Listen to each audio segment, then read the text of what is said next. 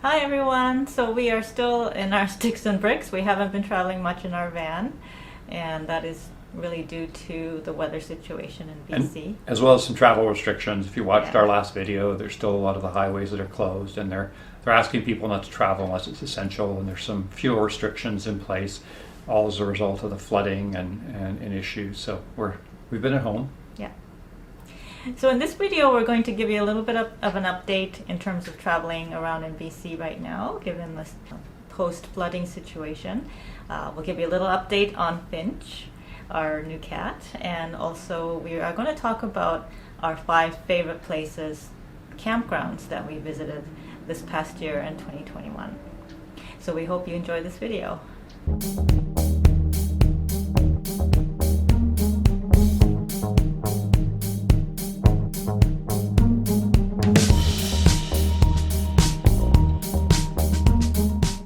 So travel, as we noted at the beginning, has been limited for us. There are requests that people only travel if it's essential. There are some restrictions on fuel consumption, or at least on how much fuel you can buy at any one time, just as the supply chain issues get corrected. Right now, the 2 of the highways leaving the Lower Mainland elsewhere in BC are actually open, but they are only for essential travel.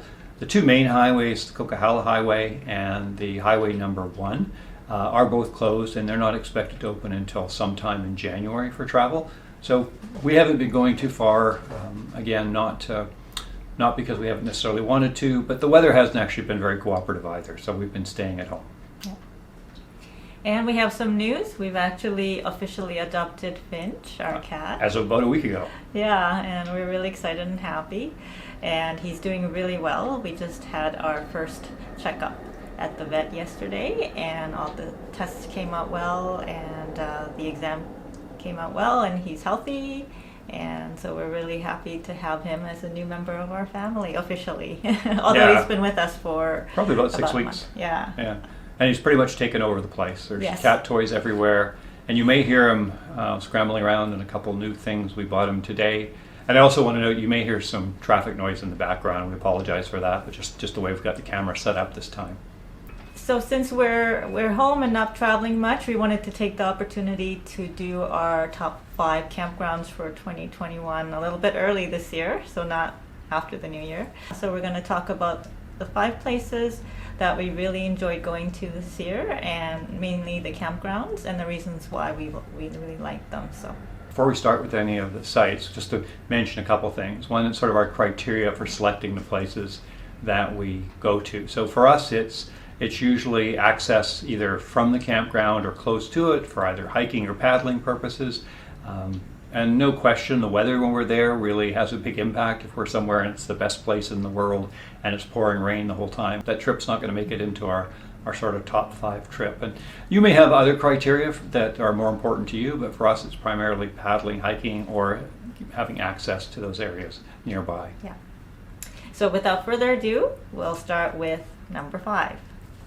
So 5th on our list, and actually we had no problem sorting out the order of these for us, other than the first 2 were so close and they could probably be interchanged. Number 5 was actually an area that we've been to before, and you would have seen it previously, and that was Marquart Lake. Yeah. It's in an area near Merritt, up in the grasslands, and it's just a wonderful place. The previous year we were there, I think in June or the start of July, and the grasslands were just covered in flowers, wildflowers that were just amazing. This time we actually were there somewhat I think around the middle of September. So it was a little cooler at night. The flowers were gone, but it was still wonderful. Didn't paddle this time, but we did previously on the lakes that are there. So it's got access to paddling. We walked on the grassland trails. They're not really long hikes. They're just, you can go for an hour and a half into the grasslands, but just a beautiful area. It's a BC recreational site, so very, I guess the term would be rustic. There's not much in the way of services. There's a pit toilet, and that's pretty much it. I think it's $15 a night if you stay there. The night we were actually there, no one ever came along to collect any fees, so for us it was free, but normally it'd be $15. So there's no garbage pickup, there's no water, you have to be completely self-sufficient. I think it's more kind of like a classic boondocking kind of situation, other than there's a pit toilet. It's a very enjoyable spot and relaxing spot, and quiet as well. So number 4 is Bowron Lake Provincial Park. We actually went up there en route to northern BC in August, and we really liked staying there. I think we stayed there for 3 nights. Not very well known, I don't think. The campground was not that busy. No, actually, it was probably only about 10% filled, which was actually kind of nice. Yeah, most people go there and they don't actually stay in the campground. They'll just park their cars and then do the canoe circuit. So a lot of people in the parking lot over there, but in the actual front country campground itself, it was pretty quiet. It's a really nice campground. We really enjoyed, particularly the spot we were in. Again, it's somewhat rustic. There is a hand water pump. There are pit toilets. In terms of other things, obviously you're on a canoe circuit and you do limited paddling. You're limited to 2 different lakes if you're not actually on the formal circuit. Nothing in the way of hiking. It's a short nature trail. It's a kilometer or 2. Yeah, but you can also hike up to the beginning of the canoe circuit. So very short, Yeah. limited hikes, or probably like a walk. The other thing that's really kind of nice about it is you're not that far from Barkerville. It's about a 28-kilometer drive on a gravel road. So if you did want to stay at Bowron, you could take the road into Barkerville and spend the day there and then come back easily enough. The road seemed to be well maintained when we were there. It is gravel, and I think when it would be very wet, it would be quite muddy. That's what it looked like to me. Anyway, a really nice campsite. We really enjoyed being there. So number 3 on our list was actually on Vancouver Island, the Campbell River area, and it was the BC Hydro campground. It was in part, for us, what was really enjoyable was, first of all, we were pretty certain we weren't going to get a campsite for that night. So to suddenly find one open up there was somewhat of a relief for us. And then it was a beautiful site. We were, just a little ways away from the lake, new campsite, so everything's very pleasant. Again, it's rustic in the sense that there's limited services, just pit toilets. Nothing really from the campsite itself to hike from, but you're right on the lake, so paddling's easy. And of course, you're right at the start of Strathcona Park. You couldn't ask for probably a nicer area to go hiking. Yeah, it's a good base camp, and one of our neighbors was saying that they were actually going to venture further up north, but then they decided to just stay there because they loved their campsite so much. Yeah, they actually ended up staying an extra week, I think. And so the campsite's free. It's covered. BC Hydro is one of the services, along with the local forest company. They provide the campsite for free, which is great.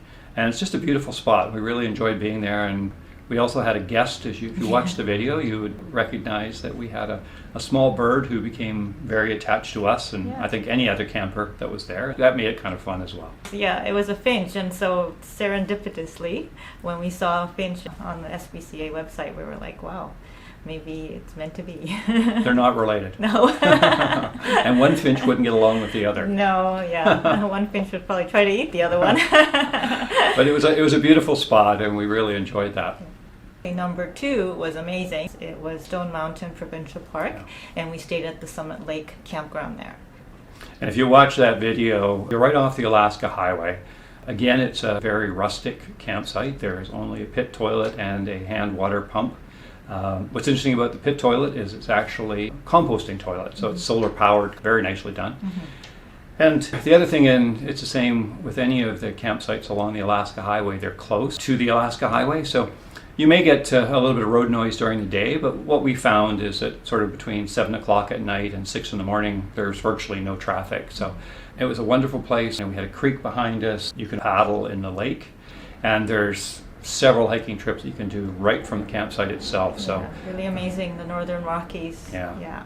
It was just beautiful, and the sunrise and sunsets that we saw there. Basically, the mountains were orange twice during the day, and it was just gorgeous and beautiful. So we really enjoyed it. Now it is in northern BC, so we were there at the end of August, beginning of September. So it started to cool down at night, and the weather started getting a little wetter. But we really enjoyed it. The other thing we wanted to mention is that you're in Syria. One of our viewers mentioned this actually. You're in serious bear country there, so you really want to be bear aware and probably take with you some bear deterrents like bear spray or air horns. That's what we usually take, just to be really cognizant that there are grizzly bears, there are black bears, and you just need to be aware of that when you're going on any of your trips. We'll just mention too that if you're interested in getting more information about the hikes, you can stop at the Fort Nelson a visitor center, and they actually have a nice little booklet that details all of the hikes in the area. And they have a nice little map and description and the trailhead. So a really, really handy book that we used quite a bit when we were up there. They also have a free sandy dump for people with RVs, Yeah. A beautiful rec center right there if you needed to shower or want to work out. And also they have like a board Right at the free sandy dump that tells you which gas stations are open on the Alaska Highway between Fort Nelson and basically the border to the provincial border to the Yukon. Yeah, and that's important because there are enough gas stations, but a couple of them are seasonal and a couple are open all year. So the board actually tells you, where they are and to say whether they're, open or not. Yeah. And it can vary. I mean, we were there in the first gas station that we passed when we left Fort Nelson. We thought we'd fill up again, and it was closed. And it was simply closed because the people had closed for a few hours while they went back into Fort Nelson to buy groceries. So, it's not necessarily going to. Not every place is going to be open all the time. But I think the two major areas, which are Toad River and the Muncho Lake area, they have services that are open all year. So there's usually some food. So they have restaurants as well as gas stations. So you have that option. Yeah. So our favorite number one this year was actually Muncho Lake Provincial Park, which is literally just an hour's drive from probably Summit Lake where we camped, and that was just wonderful. We had a campsite right on the lake. There are two campgrounds actually at Muncho Lake Provincial Park. Both have most of the sites on the water. The campsite that we were in, it was just amazing. We had a beautiful view one way of the lake and of the mountains on the other side, and then looking back, which I think was to the east, we had just spectacular mountains. And from where we were camped, there are again some hikes you could do right from where we were. Not established hikes, you just choose your direction and go. But even within a few kilometers either way, there's a number of hikes that are in that book that Mickey referenced, and it's just a beautiful area. Again, the campsite is very rustic. There's a hand pump for water. There's pit toilets, and both at Summit and at Muncho Lake, I think the fees per night are $18. We were joking because when we stayed at Muncho, no one actually came along to collect our fees, so we didn't pay, or we weren't able to pay. At Summit Lake, they have a self-registration, so you're able to just, when you show up, you can put the money in an envelope and deposit it, and so that works out a little bit easier. Yeah, and both campgrounds are first come, first served, so you cannot actually reserve there.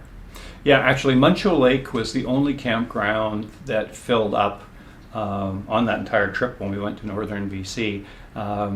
Except, actually, there were two. There was Muncho Lake and Liard River Hot Springs. And Muncho, it was a weekend when we were there, and by the end of the day, it had filled up. But when we went there earlier in the day, like we were there probably early afternoon, there were numerous sites available. Yeah, and so, in northern BC, we were just totally blown away by the scenery. The people were wonderful too, very friendly. One of the amazing things in northern BC too is the wildlife that we saw. It was just unbelievable. Yeah, it was amazing. Within like 1 24-hour period, we saw mountain goats, deer, bison, moose, and bear. Yeah. And it was just spectacular. So, we really, really enjoyed that. Fortunately, none of those were actually in any of our campsites. Yeah, it was mainly just driving on the along highway. the highway. Yeah. I think you want to be careful, depending on when you're driving too, just to be cognizant. The highways have a lot of cleared area on either side, and I think that's to ensure that people can see wildlife if they're about to cross, and the wildlife can see you. Yeah. Anyways, Muncho Lake was just a beautiful trip, and the weather was good. It started to get cold, but it was still very nice, so very pleasant. Yeah, so we'll definitely, when we get an opportunity, because it's quite a long ways to drive up there, but not as long as you think. You could do it in a few days if you really wanted to push it. Yeah.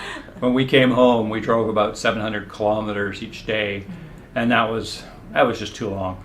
We had wanted to be back in the Lower Mainland for something, but I wouldn't recommend it. Frankly, if we were to go up to northern BC and then continue on through the Yukon and back down on the other side on the Stuart Cassiar. 6 weeks would probably be the best time frame to do it in. A lot of people that we met en route told us that it's a must-see, must-do. Hopefully in the future, in the near future. So I hope you enjoyed our 5 favorite trips this summer. They were actually all in British Columbia, primarily in part because of the impact of the COVID restrictions that were in place and the travel restrictions. Yeah, and the weather and the fires. And yeah, there was a number of challenges this year. Hopefully next summer will be much nicer. Now, if you have any favorite trips that you've done, or there's any information you want to share about whether it's travel on Vancouver Island or traveling up to northern BC, please give us a comment below. We love to read the comments and respond. And also, I know that a lot of viewers read other comments and learn something from the advice that you can provide, which would be really helpful. So please, if you have any suggestions, don't hesitate to send us a comment. And we look forward to doing some trips in the near future with Finch, introducing him to the van. Yeah, we actually have a small leash that we're going to train him on. See how that goes. Yeah. So in the meantime, we're wishing all of you a very happy holiday season, and we will see you next time. We'll see you next time.